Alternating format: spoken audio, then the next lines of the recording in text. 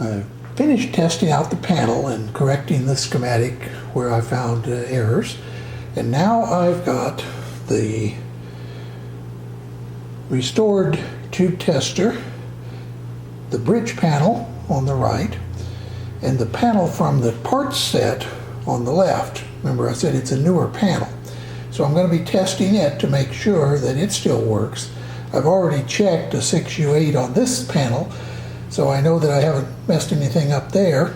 Now I need to make sure that the connections, which go through that cable right there, to this panel are correct. So I've installed a 68T6 over here and set it up. As you can see, there are no shorts.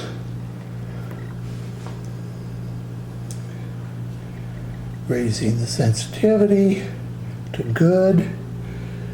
It reads about 86, which it's supposed to be at 93 or 92, so I'll set it there. Of course, that makes it read even better. That's the number on the left of the tube in red, and then below that are the settings for test 2 and 3. I'm just going to leave it on 92 to go to test 2 and test 3. Now the 68T6, you may remember, is the tube that's used for grid emission and gas tests here, which of course is that bottom position. That's not the 68T6 out of this one, it's out of the other, the parts tester. So at any rate, everything seems to be working. New panel works, the tube tester works, so now all I have to do is wait for those parts to come in to build those 83s. Well, the parts have arrived, so I'm ready to start putting this 83 tube replacement together. It's called a solid state replacement because basically in a 4-pin socket like that, you mount a couple of 10 ohm resistors and a couple of 1N4007 diodes. There is a schematic of how it's done, and these pictures are actually out of the book that I talked about earlier. That is Tube Testers and Classic Electronic Test Gear by Alan Douglas. But if you don't have the book, you can find this all over the web.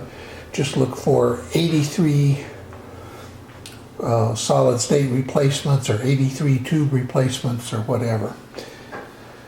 I thought you might also be interested in knowing that the reason that they chose the Type 83 for this particular application is right down here where it says tube voltage drop approximate 15 volts. Now that's a peculiarity of mercury vapor rectifiers. Regular vacuum rectifiers like a 5Y3 will have a much higher drop across the tube. Because of the mercury vapor, the drop is very low. And fortunately, silicon diodes have a very low forward drop, in fact lower than 15 volts, so they're even better for this application. So okay, let's wire it up and see how it works. I dug out another description of this same thing. This comes from Tube Sound.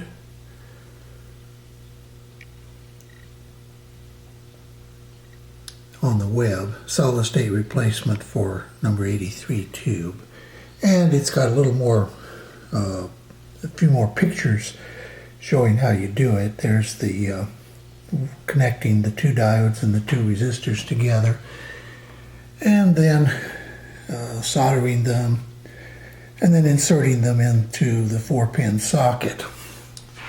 So I'm about halfway there. I've gotten them connected together like this.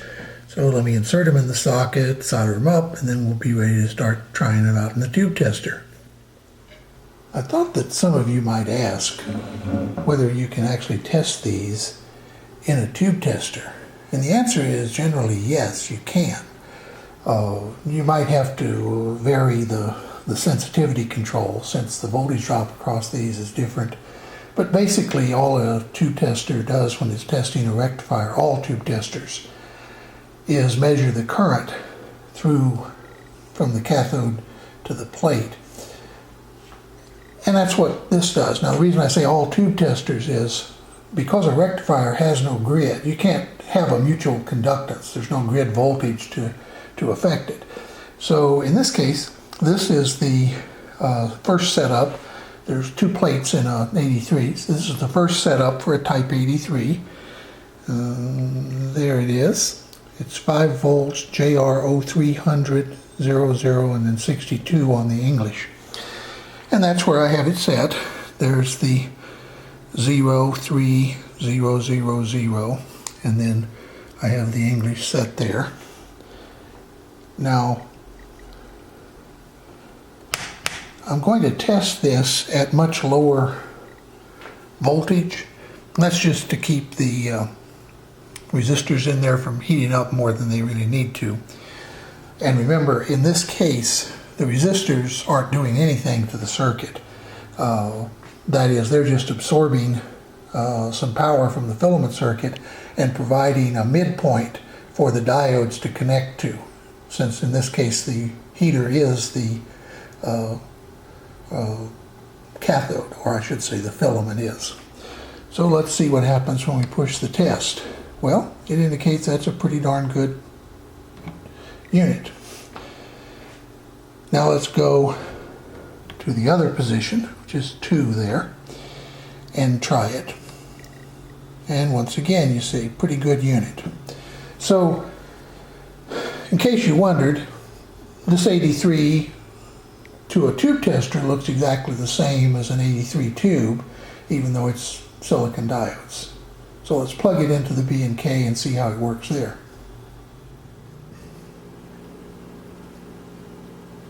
After testing that 83 replacement in the tube tester and also doing a little computation, I realized that the resistors are getting pretty warm.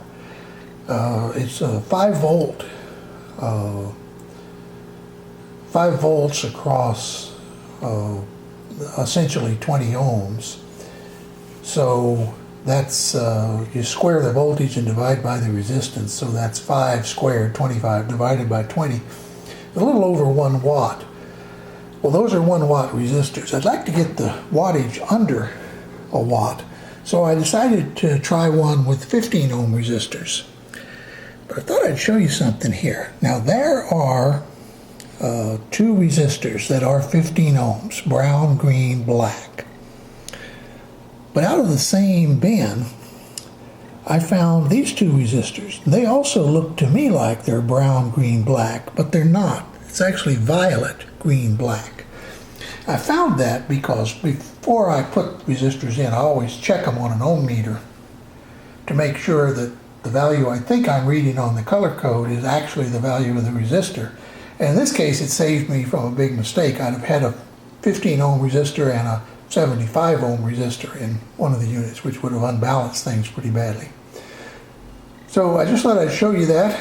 Now I'm also going to put together one with 15 ohms and see if it works just as well as the one with 10 ohms, and that way I'll drop the power dissipation down to less than a watt.